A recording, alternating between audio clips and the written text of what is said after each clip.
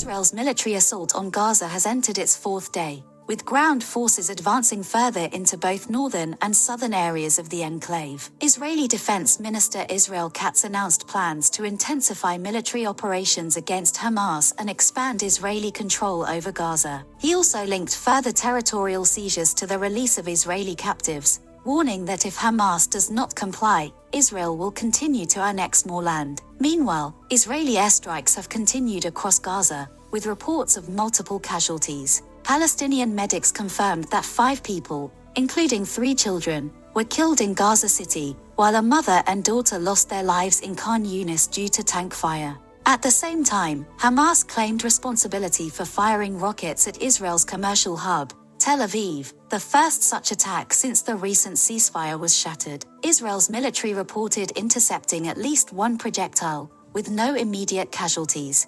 Israeli troops have also entered Rafah, Gaza's southernmost city, and Beit Lahia in the north, further restricting movement within the territory.